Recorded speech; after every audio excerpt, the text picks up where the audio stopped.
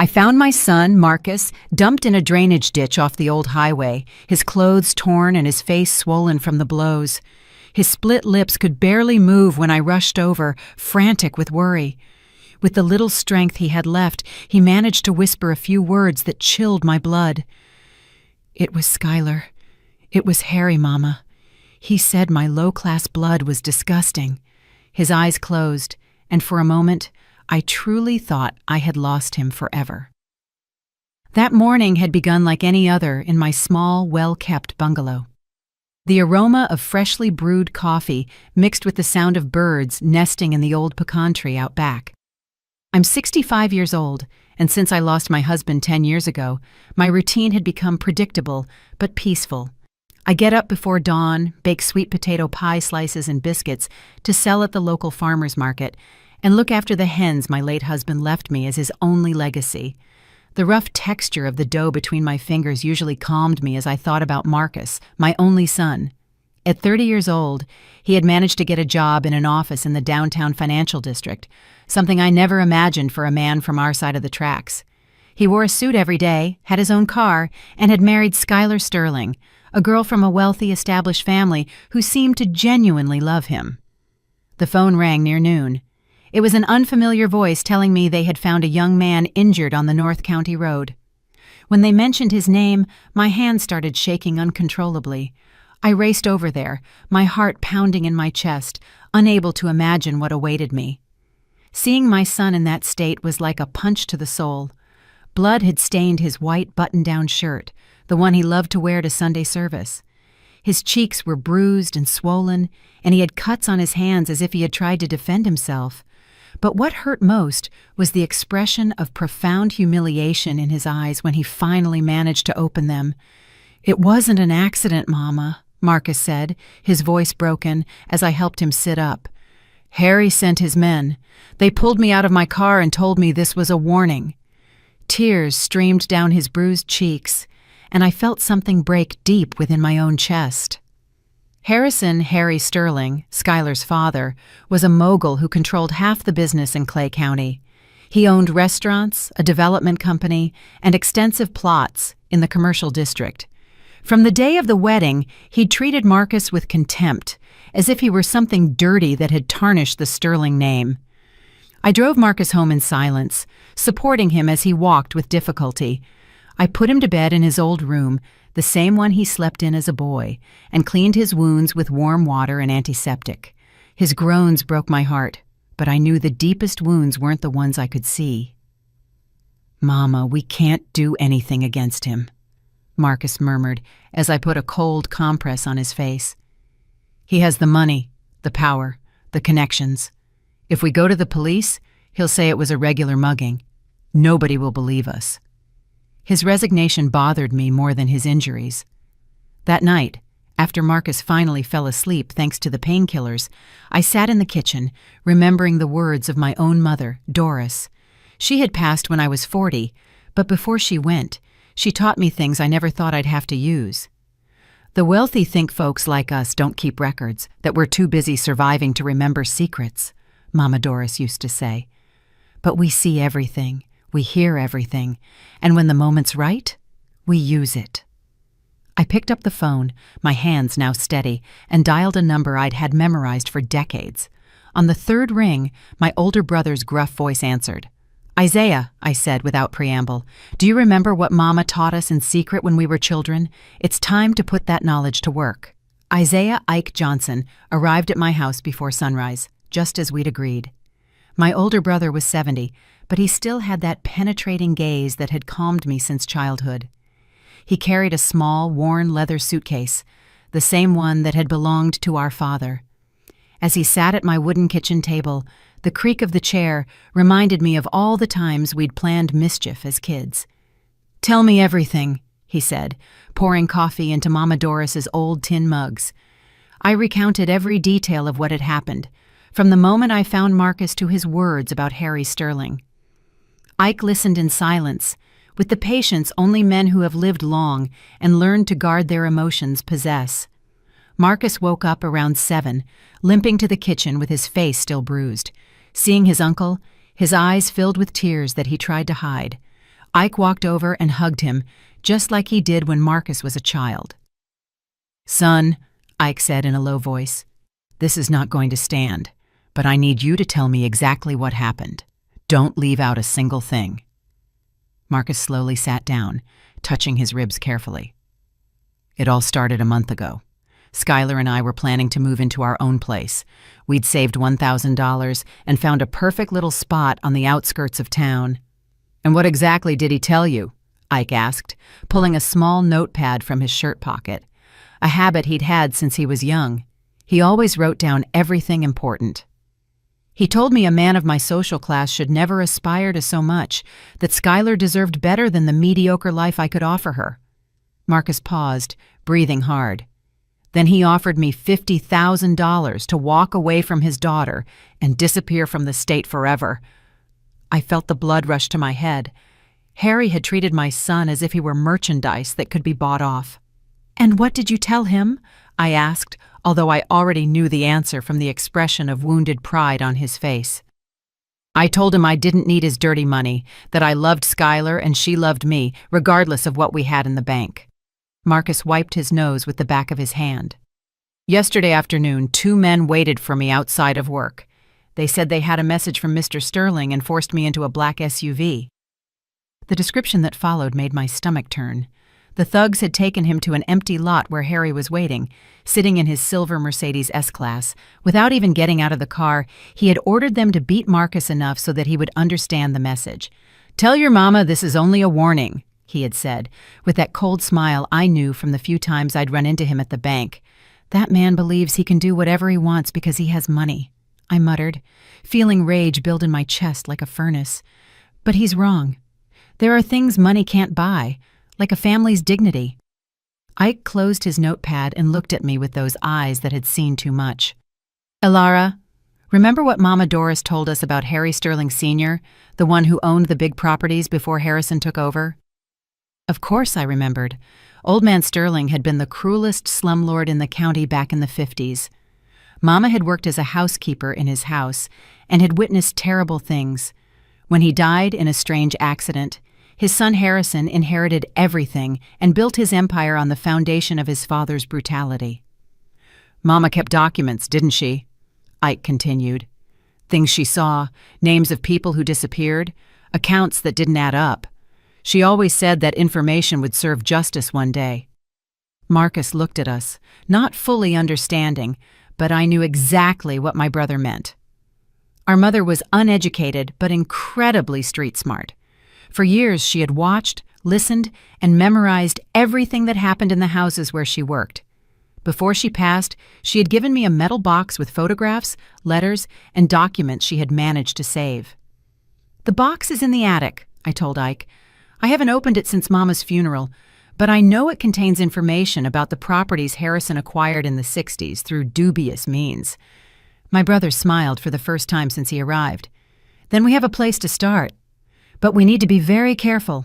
A man like Harrison didn't get where he is by being careless. He has contacts in the police, in the city council, and in the courts."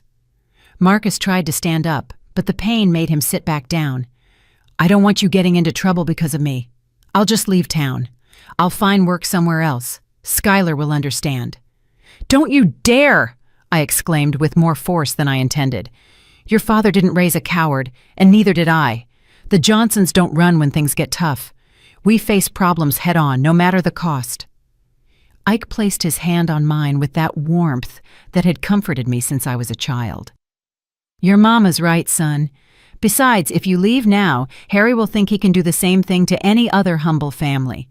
We can't let that man keep thinking we're his playthings." Just then, we heard the sound of a car stopping in front of the house.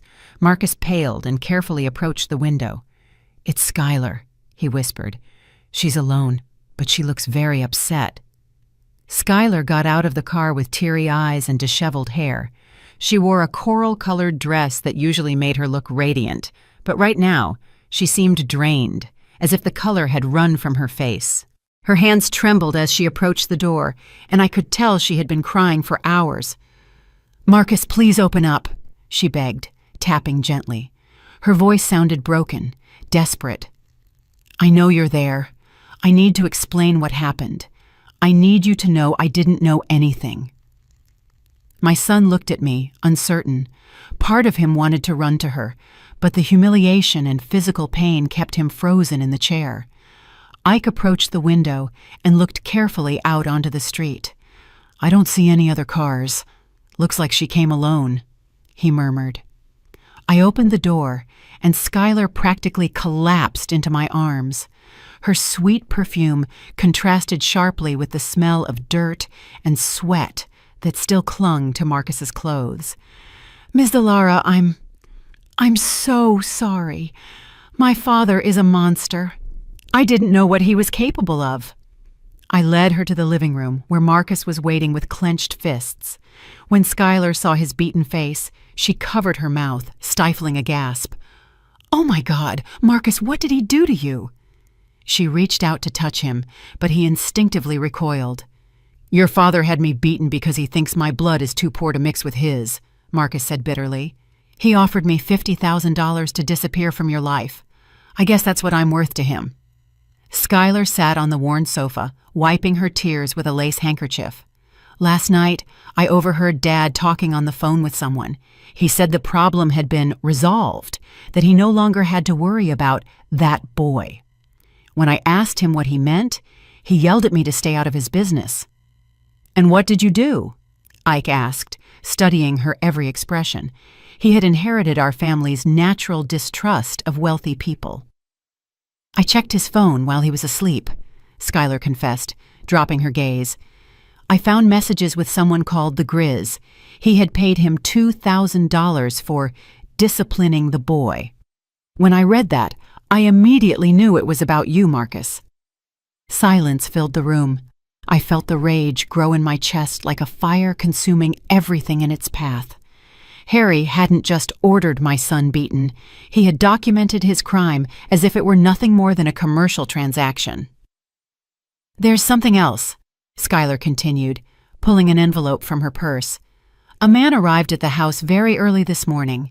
He handed this to my father and left without saying a word." The envelope contained blurry photographs that showed Marcus being beaten by two men while Harry watched from his car. "It's blackmail," Ike murmured, examining the images. "Someone else was out there last night, someone who photographed everything and now wants to profit from the situation." Marcus took one of the photographs with trembling hands. Seeing the graphic evidence of his humiliation seemed to awaken something in him. "We can't let this go on," he said, his voice firmer. "If we back down now, Skylar's father will think he can do whatever he wants to anyone he considers beneath him." Skylar moved closer to him. This time, Marcus didn't pull away. "I love you," she said, gently taking his hand.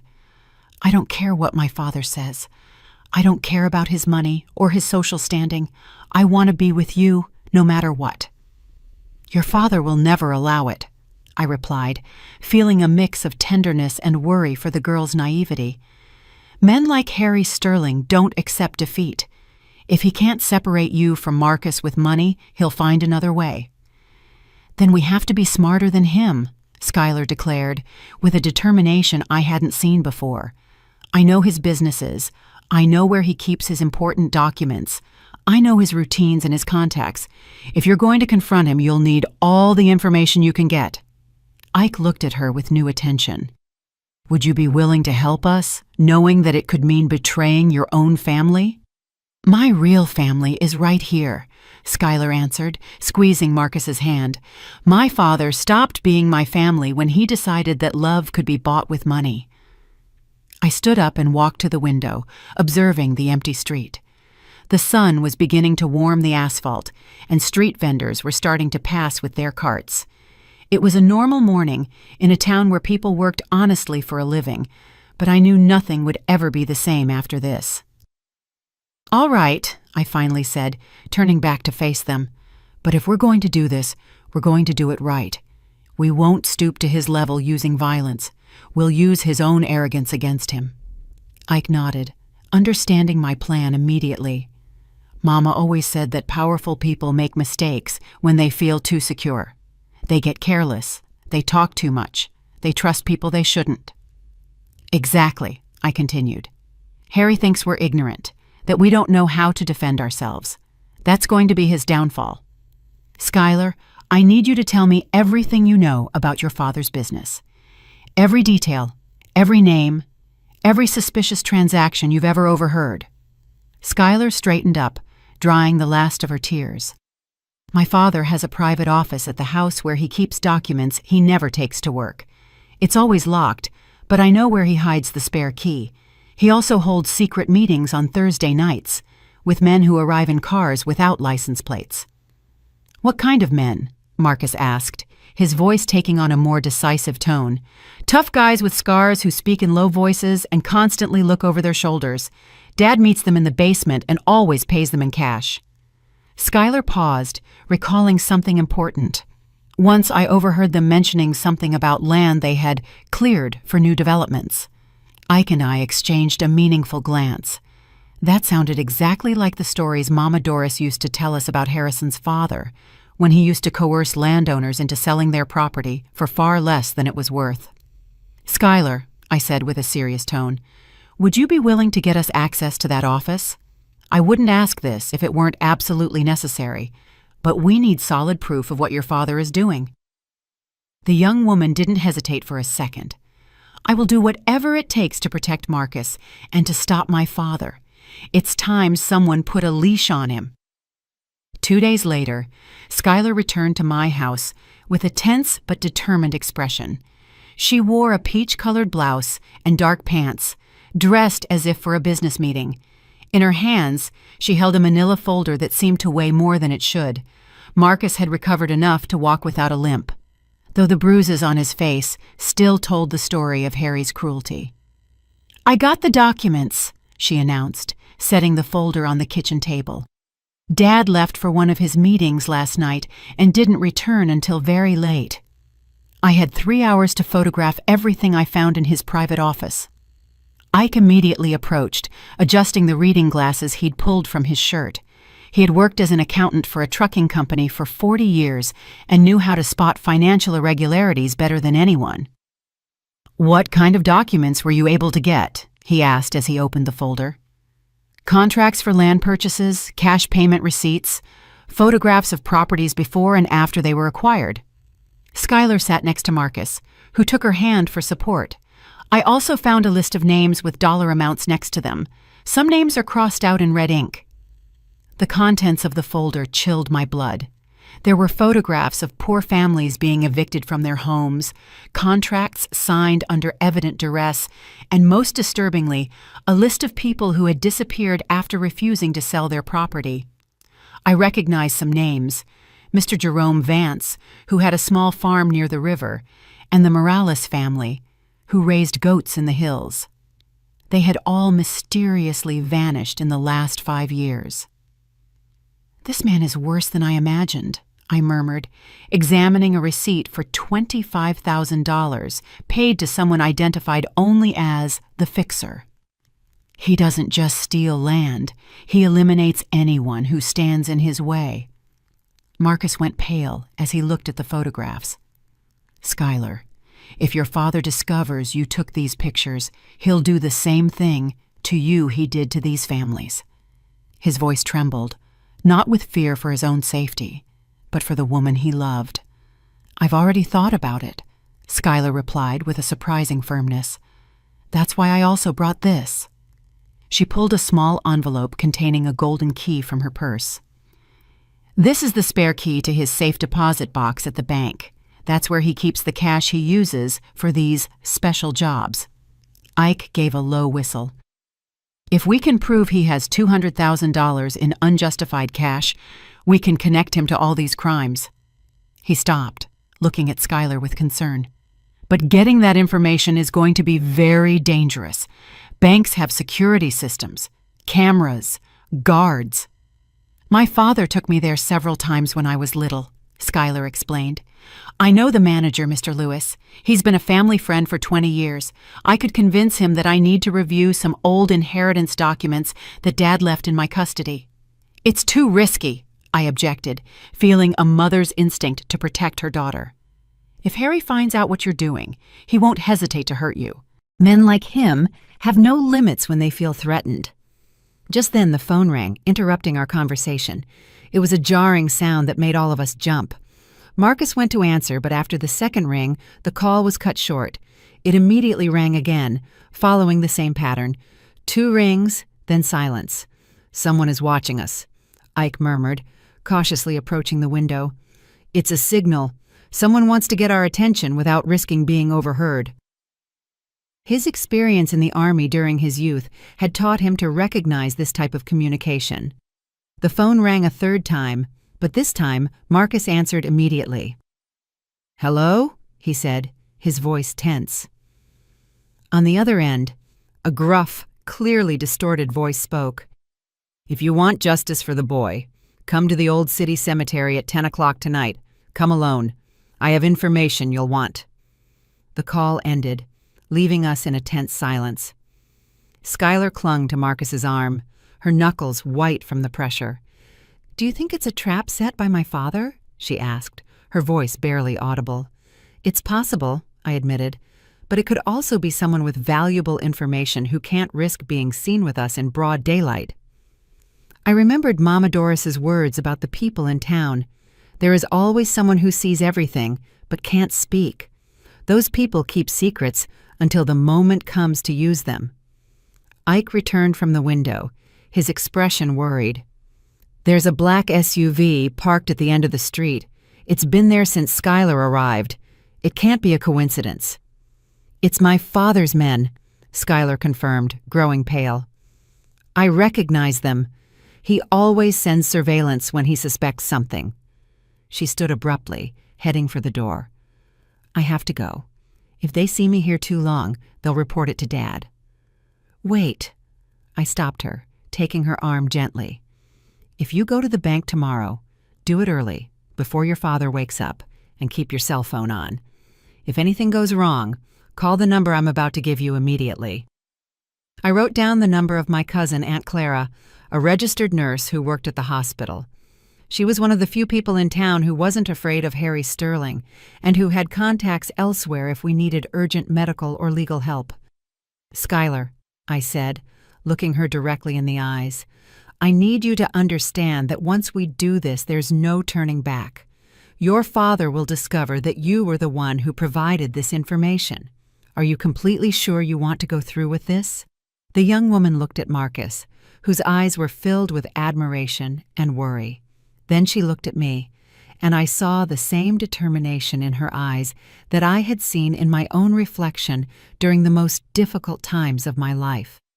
"Ms. Alara, my father destroyed my childhood with his cruelty and my youth with his obsessive control. I won't let him destroy my future with Marcus." She walked toward the door, but stopped before leaving. "Tonight, when you go to the cemetery, be very careful. My father has contacts all over the city. If someone recognizes or follows you, it could be a deadly trap."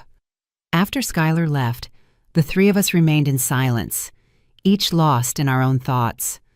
The weight of what we were about to face was becoming terribly real.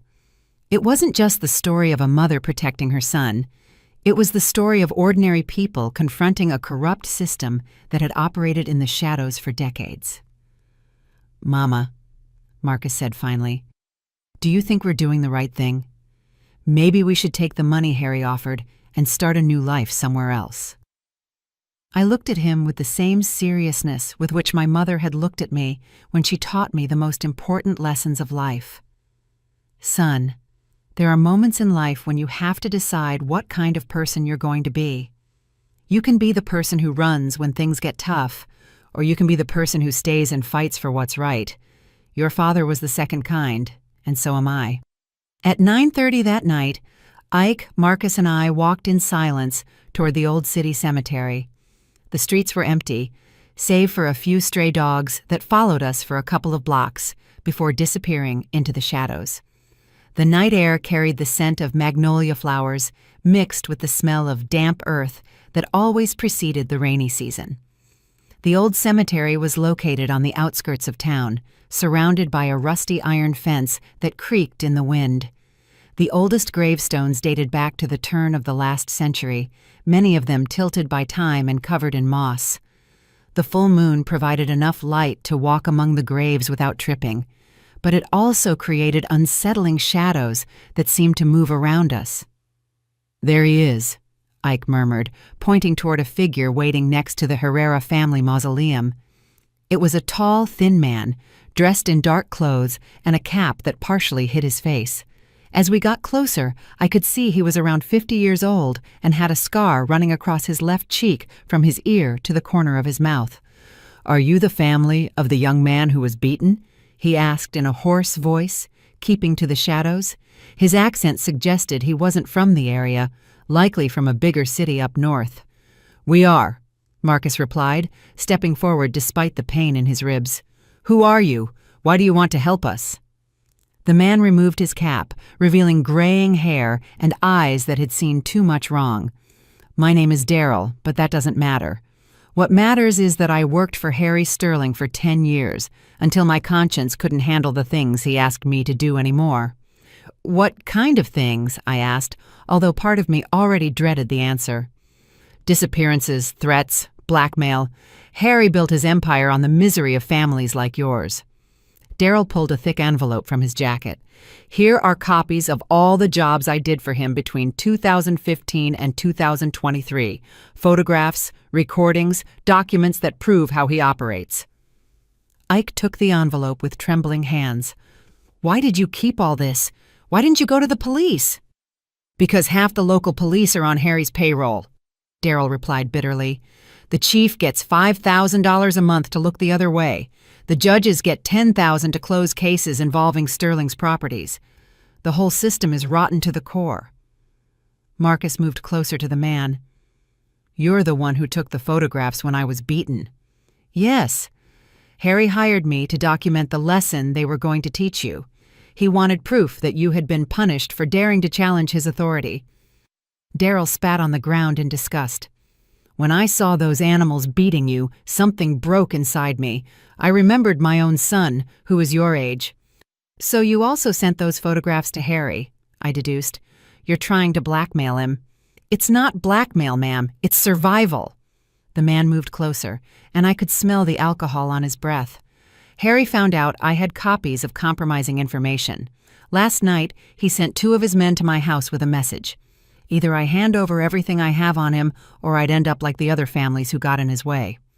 Ike opened the envelope and examined its contents using the light of a small flashlight. "There's enough evidence here to put him in federal prison for life," he murmured. "Falsified contracts, records of payments to hitmen, even photographs of him personally supervising violent evictions. The most important thing is at the bottom," Daryl indicated. "A recording where Harry admits to ordering the murder of Mr. Wallace Green, the community organizer who was resisting his land grabs. It was in 2019. The man officially died in a car accident." I remembered that case. Wally Green had been a respected man who tried to organize small landowners to resist Harry's pressure. His death had been very convenient for the mogul's expansion plans, but no one had questioned the official version of the accident. "Why are you giving this to us?" Marcus asked with justified suspicion. "What do you gain by helping us?" "Nothing. In fact, I'm probably going to die for this." Daryl put his cap back on, preparing to leave. "But I have a son your age working up north. If I don't stop Harry now, when my boy comes home, he could be the next victim of that man's arrogance." "Where are you going now?" I asked him, feeling a mixture of gratitude and concern for this stranger who had risked everything to help us. "Far away, very far. I have contacts in other states who can get me new papers." He walked toward the cemetery exit, but stopped and turned back to us. "You have to be very careful. Harry already knows someone has information against him. He'll be paranoid, dangerous.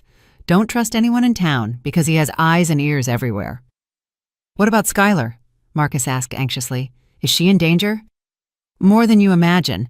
Last night I overheard Harry talking on the phone with someone about sending his daughter to a boarding school in Switzerland.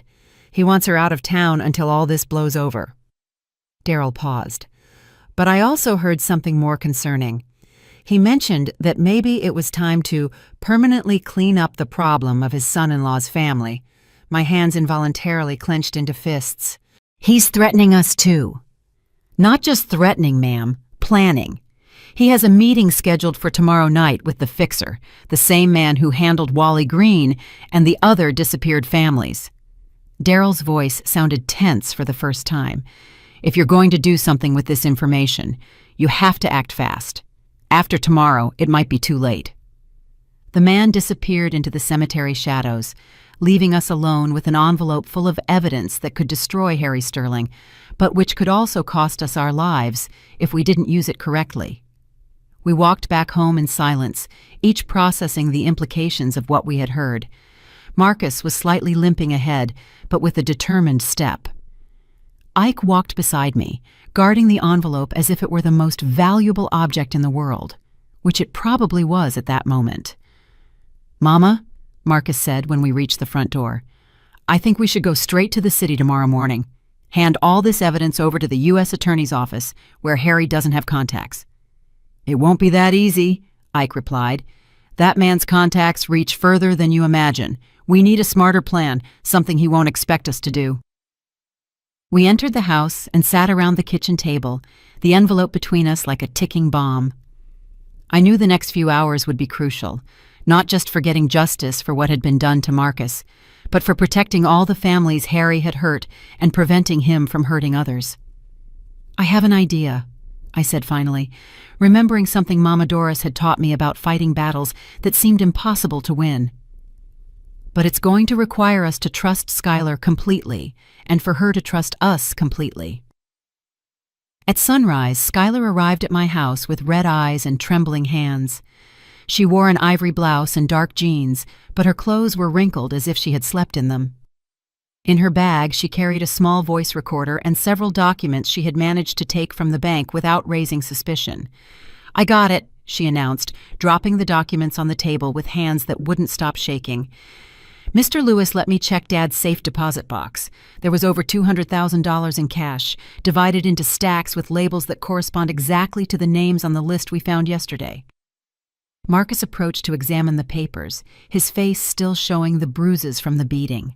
"Skylar, your father suspects something. He noticed you'd been in his office. He confronted me last night," she replied, her voice broken. "He asked me directly if I had been snooping around his business. I lied. I told him I was just looking for Mom's documents that he had put away after she passed." She paused to dry her tears. "But I don't think he completely believed me. This morning I found 2 of his men searching my room." Ike looked up from the documents he was examining. "Did they find anything compromising?" "No, because I had hidden everything in my aunt's attic." Skylar sat next to Marcus, who immediately put his arm around her shoulders. "But Dad told me he had made a decision. I'm scheduled to fly to a boarding school in Switzerland this afternoon. He says I need to get away from town until certain problems are resolved." I felt the time running out. If Harry sent Skylar out of the country, we would lose our most valuable source of information, and the only person who could testify directly about her father's criminal activities. "You cannot get on that plane," I told her firmly. "Once you're in Europe, your father will have the time and freedom to eliminate all the evidence and get rid of any witness who could incriminate him, including us." "What can I do?" Skylar asked desperately. "If I refuse to travel, he'll definitely suspect I'm working with you. And if he suspects that, then we have to act today," I declared, feeling my resolve harden. "Ike, did you review all the information Daryl gave us last night?" My brother nodded, placing a small recorder and several chronologically organized documents on the table. "Here's Harry's confession admitting he ordered the murder of Wally Green. We also have photographs of him supervising violent evictions, copies of falsified contracts, and receipts of payments to hitmen totaling over $500,000 in the last 5 years." Marcus picked up one of the receipts, examining it carefully. "This is the receipt for the payment to the Grizz for beating me, $2,000 for what he called a disciplinary correction service." His voice was controlled, but I could see the contained rage in his eyes. "And this is the most important thing," Ike continued, showing an official document, a copy of Harry Sterling Sr.'s original will, which specified that all properties should be donated to charitable organizations after his death. Harrison falsified a second will to inherit everything. Schuyler leaned in to examine the document. I recognize that handwriting. It's my grandfather's script, but it's definitely not his real signature. Dad used to practice imitating it when I was little.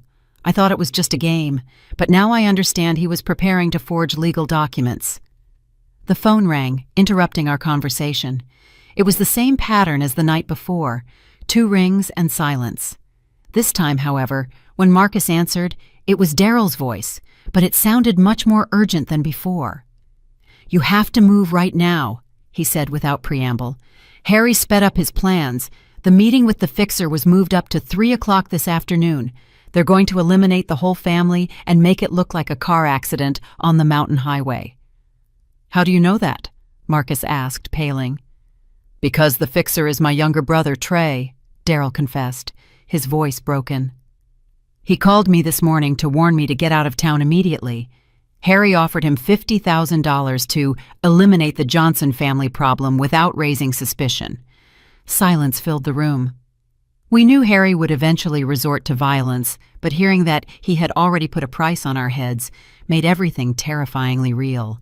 Daryl, I said, taking the phone, will your brother accept the job? I told him yes to buy time, but he's actually willing to testify against Harry if you can guarantee protection for him and his family. He has recordings of other conversations where Harry plans more murders. Where can we meet him? At St. Michael's Church in 1 hour. Come through the back entrance, the one that leads to the garden, and bring all the evidence you have. My brother knows an investigative reporter who can make all this public before Harry has time to react. The call was cut short, leaving us with a mix of hope and terror. We finally had the chance to publicly expose Harry's crimes, but we also knew he wouldn't hesitate to kill us if he discovered our plan before we could execute it. Schuyler, I told her, I need you to call your father and tell him you accept the trip to Switzerland, but you need a few more hours to pack and say goodbye to some friends.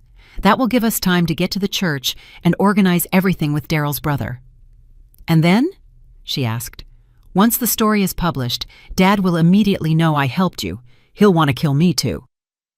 That's why we're going to make sure that by the time the story is published, he's already in police custody, I replied. Ike, call your contact at the U.S. Attorney's Office. Tell him we have evidence of multiple homicides and that we need immediate protection for witnesses. My brother nodded, heading for the phone. And if Harry's contacts in the federal government are more extensive than we think? Then we'll take the risk, I declared, because the alternative is to wait for the fixer to find us this afternoon and finish the job he was hired for. Marcus stood up, moving with determination, despite the lingering pain in his ribs. Mama, I want you to know that I'm proud of you. Dad would be proud too. Not many women your age would have the courage to stand up to a man like Harry Sterling. Your father taught me that there are moments in life when you have no choice but to fight, I replied, remembering the words my husband had told me during the hardest times of our marriage. When someone threatens your family, when someone tries to take your dignity, there is no room for fear, only room for action. Schuyler approached and hugged me tightly. Ms. Ilara, no matter what happens today, I want you to know that you have shown me what a real family means. My father gave me money and education, but you have given me something much more valuable, the example of what it means to fight for the people you love. We gathered all the evidence, organizing it into separate folders to provide copies to both the journalist and the federal authorities. We knew the next few hours would determine not only our fate, but the fate of all the families Harry had destroyed and all those he would destroy in the future if we didn't stop him. As we left the house, I looked back one last time. I didn't know if we would ever return, but I knew that no matter what happened, we had made the right decision. It was time to face Harry Sterling with his own weapons, the truth, the evidence, and the determination of people who had nothing to lose but their dignity. St. Michael's Church stood silently under the midday sun. Its cracked walls and tilted bell tower told stories of a century of prayers and secrets. We entered through the back garden, where wild roses grew unchecked among the wooden crosses marking the oldest graves in town. The air smelled of incense, mixed with the sweet scent of flowers beginning to wilt in the heat. Inside the church, a man waited, sitting in the last pew. He was younger than Daryl, perhaps 40 years old, but he had the same characteristic scar on his face and the same eyes that had seen too much violence. When we approached, he stood up with nervous movements, constantly glancing toward the doors as if expecting someone to follow us. "Are you the Johnson family?" he asked, his voice barely audible. "I'm Trey, Daryl's brother. I swear on my mother's memory that everything I'm about to tell you is the truth." Marcus stepped forward, extending his hand to greet him. "We are. Your brother said you have information that can help us stop Harry Sterling." Trey led us to the sacristy, where he had prepared a table with recorders, photographs, and chronologically organized documents. I've worked for Harry for 8 years as his problem solver. Every job is documented here, with dates, locations, methods used, and amounts paid. Ike approached to examine the documents, his hands trembling slightly as he turned the pages. "This is incredible. You have records of at least 20 murders, 50 violent evictions, and dozens of cases of extortion and blackmail. The most important thing is here," Trey said, pointing to a digital recording. "Harry admitting he plans to eliminate his own daughter if she keeps helping you. The conversation is from last night, after he discovered Skylar had been at the bank checking his private documents." Skylar paled and staggered slightly. Marcus immediately held her, but I could see the shock in her eyes. "My father, he really said he was going to kill me?" His exact words were, "If that stupid girl thinks she can betray her own blood, she's going to learn that blood can also be spilled." Trey activated the recording, and Harry's voice filled the small room, cold and calculating, as always. "The problem with Skylar is that she inherited her mother's sentimental weakness," Harry was heard saying. "She thinks love is more important than family loyalty. If I have to choose between losing my empire or losing a disloyal daughter, the choice is obvious." Tears ran down Skylar's cheeks, but there was something more than pain in her expression. It was rage, a deep, profound rage that had been building since she discovered her father's true nature. "I want that monster to pay for everything he has done, not just to you, but to all the families he has destroyed." "There's more," Trey continued, showing recent photographs. "Harry has been preparing his escape. He has false documents ready, bank accounts overseas, and a private jet scheduled to leave tonight for a country with no extradition treaty. He knows someone will eventually expose him, and he's preparing to flee." "Why are you helping us?" I asked him directly. "What do you gain by turning in your boss after so many years working for him?" Trey took off his shirt, revealing deep scars on his back and arms. "These are the marks my own boss left on me when I made a minor mistake 3 years ago. Harry had his own men torture me to teach me discipline. Since then, I've been planning my revenge." "But there's something else," he added, pulling a photograph from his wallet. It was a girl about 10 years old, smiling in front of a rural school. "My daughter lives with her mother in a nearby town. Harry found out where she is and threatened to harm her if I didn't eliminate your family today. I can't let him use my little girl to force me to kill innocent people." The puzzle was starting to come together. Trey didn't just want personal revenge, he was trying to protect his own daughter from becoming another victim of Harry's blackmail. He was a desperate man trying to break the cycle of violence that had trapped him for years. "I have a plan," I announced, unfolding a map of the town on the table.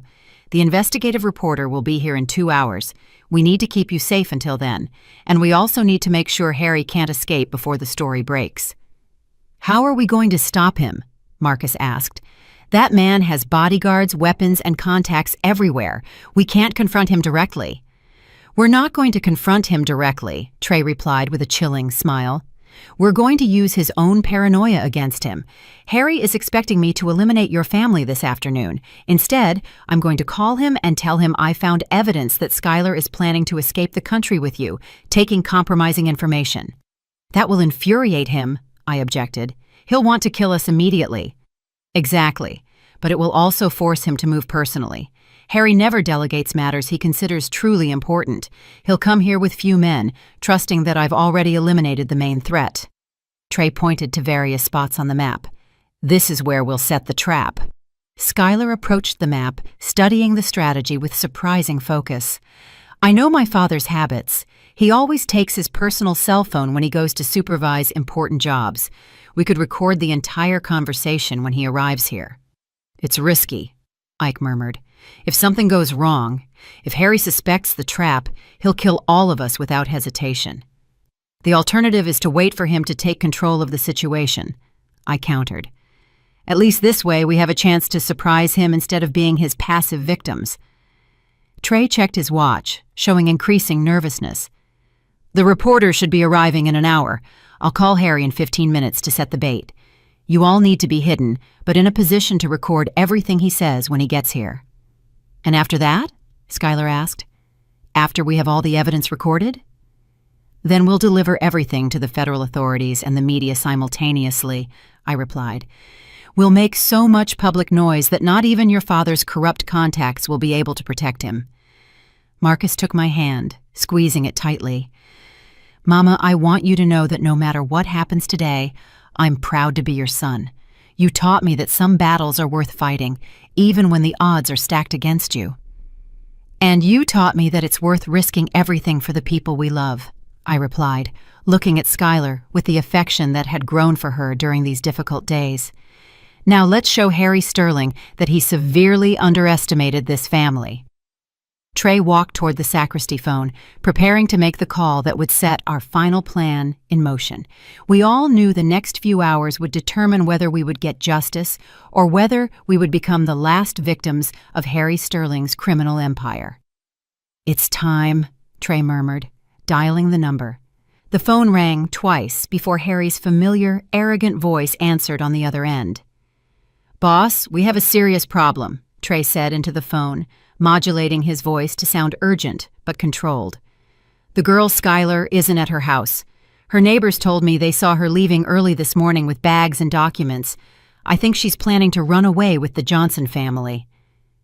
From our hiding spot behind the main altar, we could hear Harry's heavy breathing through the speaker Trey had discreetly activated. Are you sure about that? The voice asked with that familiar coldness. My daughter doesn't have the guts to betray me like that. Boss, I found this in her room, Trey continued, holding up a fabricated photograph he had prepared. It's a picture of her with the Johnson boy at the bus station. Looks like they're planning to leave together this afternoon, probably heading to the city where they have press contacts. The silence on the other end of the phone lasted several eternal seconds.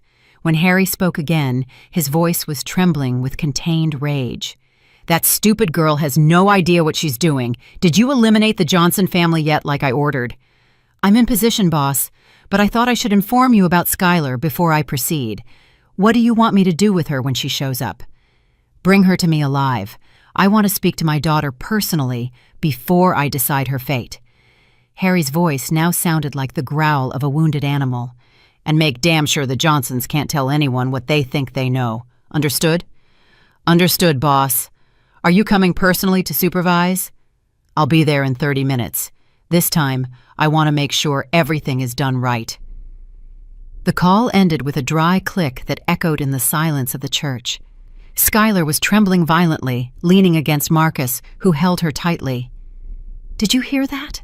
She murmured, her voice broken. My own father just ordered my death over the phone. How can anyone be such a monster?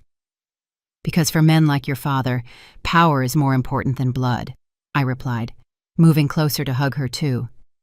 But now we have definitive proof of his criminal nature. That conversation will destroy any public image he has tried to maintain. Ike checked the recording equipment, making sure everything had been captured perfectly. We have 30 minutes to set the trap. Trey is confident he can keep Harry fooled when he arrives.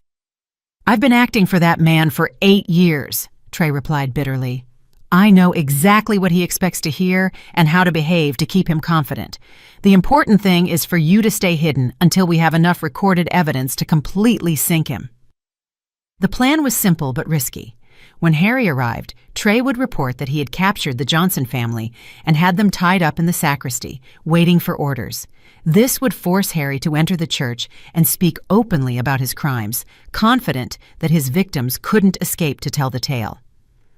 "What if he brings more men than we expect?" Marcus asked, instinctively touching the ribs that still hurt from the previous beating. "Harry is arrogant," Trey explained. "He believes I am completely loyal and that I've eliminated the main threat. He'll probably come alone or with one bodyguard at most. In his mind, he's already won this battle." We positioned ourselves carefully behind the main altar, where a thick curtain concealed us but allowed us to hear everything clearly. Skylar had set her phone to record as a backup, and Ike had the video camera ready that we had brought to document the entire encounter. The minutes passed slowly, each second marked by the ticking of the old tower clock that had kept the town's time for almost a century. The silence of the church was interrupted only by our nervous breathing and the distant sound of birds in the garden outside. Finally, we heard the roar of a powerful engine approaching. Trey discreetly peered through the window and signaled to us. It was Harry's silver Mercedes S-Class, exactly as predicted. "He came alone," Trey whispered. "His arrogance is going to be his downfall." Harry entered the church with firm steps, his impeccable linen suit contrasting with the humility of the sacred place.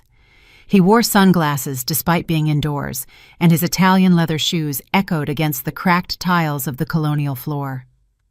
"Where are they?" he asked directly, without bothering with greetings. His voice filled the space with that authority he was accustomed to wielding over everything and everyone around him. "In the sacristy, boss, all three tied up and ready for whatever you order." Trey played his part perfectly, showing the deference Harry expected from all his employees. "And my daughter, did that traitor show up yet?" "Not yet, but I have the bus station covered. When she arrives, we'll be waiting." Harry headed toward the sacristy with determined steps, but stopped halfway down the aisle. "Trey, I want you to understand something. What we're going to do today is going to send a very clear message to the entire county. Nobody, absolutely nobody, defies Harry Sterling and lives to tell about it. Understood?" "Understood, boss. You want it to look like an accident, like the other times?" "No. This time, I want them to know exactly what happened and why." Harry's voice filled with a blood-chilling cruelty. "I want that when the bodies are found. Everyone understands that trying to humiliate me has fatal consequences." Skylar covered her mouth to stifle a sob, but Marcus calmed her with gentle strokes of her hair. Ike continued recording everything, documenting every word that came out of Harry's mouth as irrefutable evidence of his murderous intentions. "Furthermore," Harry continued, moving closer to the sacristy, "when Skylar shows up, I want you to bring her straight here. She's going to see exactly what happens to people who betray their own family. After that, she's taking the first flight to Europe and staying there until she learns to be an obedient daughter. And if she refuses to cooperate..." Harry stopped right in front of the sacristy door, so close we could smell his expensive cologne mixed with the cigar scent that always accompanied him. "Then Skylar is going to accompany the Johnsons on their final trip. I can't allow any member of my family to stain the Sterling name." Just then, we heard the sound of several cars arriving at the same time. Harry tensed immediately, looking toward the main door of the church with an expression that mixed surprise and suspicion. "Were you expecting company?" Trey asked him, his voice suddenly dangerous. "No, boss. I don't know who that could be." The church doors opened forcefully, and 3 men in dark suits entered, followed by a woman with a professional voice recorder and a television camera. It was the investigative reporter from the city, accompanied by a team from the U.S. Attorney's Office. "Mr. Harrison Sterling," one of the agents said in an official voice, "you are under arrest for multiple counts of homicide, extortion, and conspiracy. Everything you say can and will be used against you."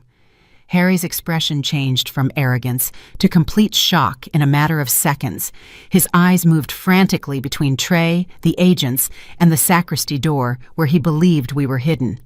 "This is a mistake," he declared, his voice trembling for the first time since we had known him. "I don't know what you're talking about. I just came here to pray." At that moment, we emerged from our hiding place behind the altar. Harry saw us appear, and his face transformed into a mask of pure hatred. "You!" he shouted, pointing a trembling finger at us. "This is all your fault. A low-class family trying to destroy a successful man." "No, Mr. Sterling," I replied calmly, approaching him without fear for the first time since this whole nightmare began. "This is all your fault for thinking you were superior to other people, for thinking that money gave you the right to destroy innocent lives." The federal agents handcuffed Harry while he shouted accusations and threats that no longer held any power over us. The investigative reporter recorded every word, documenting the final collapse of a man who had built his empire on fear and violence. His impeccable suit looked ridiculous now, the metal cuffs contrasting with his image as a respectable businessman. "This is not going to stand," he bellowed as the agents escorted him toward the exit. "I have contacts who are going to make all of you pay for this. Nobody humiliates me and lives to tell about it." Skylar approached her father with firm steps, drying the last tears she would ever shed for him. "Dad, for 20 years I waited for you to love me like a daughter. Today I understood that you're incapable of loving anyone more than yourself. I hope the rest of your life in prison gives you time to reflect on all the families you destroyed." Harry looked at her with a mixture of contempt and something that might have been pain, but was probably just rage at being betrayed by his own blood. "Skylar, you are a sentimental fool, just like your mother. When I get out of this, and I will get out, you're going to regret choosing that trash over your own family." "My real family is right here," she replied, taking Marcus's hand and moving closer to me. "These people taught me what unconditional love means, something you could never give me despite all your money and power." The agents took Harry away for good, but before they left, the one who seemed to be in charge approached us. "Ms. Johnson, we need your entire family to come with us to give formal testimony. We also need to put you under temporary protection until we can arrest all of Sterling's associates." "How long will that last?" Marcus asked, worried about our safety and Skylar's. "Based on the evidence you provided, probably a few weeks. Sterling had an extensive network of corrupt contacts, but with all the documentation you gathered, we can clean up the entire local system." The agent handed us cards with contact numbers. "By the way, I want to congratulate you. Not many families would have the courage to stand up to someone like Harry Sterling." Trey approached before leaving, carrying a small bag that contained all the additional evidence he had collected during his years working for Harry. "Ms. Alara, I want to ask for your forgiveness for all the terrible things I did working for that man. I know I can't undo the damage, but I hope my testimony helps bring justice for all his victims." "Trey," I said, placing a hand on his shoulder, "we all deserve a second chance. The important thing is that you made the right decision in the end. That says a lot about the man you really are." Ike hugged his younger brother for the first time in years. "Brother, Mama Doris always said the truth has its own time to come to light. Today, her words came true." We left the church under the afternoon sun, breathing free air for the first time in weeks. The town streets looked different now, as if the weight of oppression had been lifted from all the corners where Harry had extended his influence. Neighbors began to come out of their houses, whispering the news of the capture of the man who had controlled their lives for so long. 3 months later, I returned to my routine of baking biscuits in the mornings, but now my kitchen was full of laughter. Marcus and Skylar had gotten married in a simple ceremony in the garden, surrounded by all the extended family and neighbors who had found the courage to testify against Harry's crimes once they knew it was safe to do so. "Grandma Elara!" Little Maya, my neighbor's granddaughter, shouted. She was an 8-year-old girl with bright eyes that reminded me of my own Marcus when he was small. "Is it true that you beat the bad man who scared the whole town?" "No, my dear," I replied, stroking her hair as she fed the chickens with corn kernels. "We didn't beat anyone. We just showed him that the truth is stronger than fear, and that when families stick together to protect each other, they can face any problem." Skylar appeared in the kitchen doorway, wearing a lavender dress she had bought at the local market. She had sold all her expensive jewelry and designer clothes, using the money to help the families her father had harmed. "Mother," she said, using the affectionate term I love to hear, "Marcus is ready to go to the courthouse. They're reading the final sentence today." The trial had lasted 2.5 months. Harry was sentenced to life in federal prison for multiple homicides, plus 30 additional years for extortion, illegal land appropriation, and conspiracy. His properties were confiscated and sold, with the money distributed among the victims of his crimes. The system of corruption he had built crumbled like a house of cards once the light of truth illuminated it completely. "How do you feel?" the investigative reporter who had helped us asked when we met outside the courthouse after hearing the sentence. "Do you feel vindicated for everything your family suffered?" "It's not about vengeance," I replied, looking up at the blue sky, where the clouds moved slowly, pushed by the wind. "It's about justice. It's about proving that in this country, no matter how much money you have or how much power you think you have, no one is above the law." Marcus put his arm around my shoulders as we walked back to the car. "Mama, do you think Dad would be proud of what we did?" "Your father always told me that the Johnsons aren't a family that gives up easily," I replied, feeling my late husband's warm presence in the wind that moved the tree leaves. "I think he would be very proud to see how his son became a brave man and how his daughter-in-law became part of our family the right way." Skylar approached from the other side, taking my free arm. "Ms. Elara, there's something I want to tell you. Marcus and I are expecting a baby. It's due in March, and we want to name him after your husband if it's a boy, or after your mother if it's a girl." I felt tears of happiness streaming down my wrinkled cheeks. After all the years of pain and loss, after all the battles I'd had to fight, I was finally seeing the dawn of a new generation that would grow up in a town free of the fear that had dominated it for so long. "You're going to be wonderful parents," I told them, already imagining that baby running in my garden, feeding the hens, listening to the family stories I would tell him or her so they would never forget where they came from and why it was important to always defend the truth. That night, sitting in my rocking chair on the front porch, I watched the stars shining clearer than ever in the town sky. Ike had stayed for dinner, and his laughter mixed with Marcus and Skylar's from the kitchen, where they were doing the dishes and planning the future. The phone rang once, but this time it wasn't a threat or a warning. It was my cousin, Aunt Clara, calling to tell me they had opened a new community health clinic downtown, funded with part of the money recovered from Harry's assets. Medical services, that had been a privilege for the wealthy for decades, were now available to all working families. "Elara," Clara said excitedly, "they're going to need nurses and administrators for the new clinic. Do you think Marcus and Skylar would be interested in working there? It would be perfect for a young family just starting out."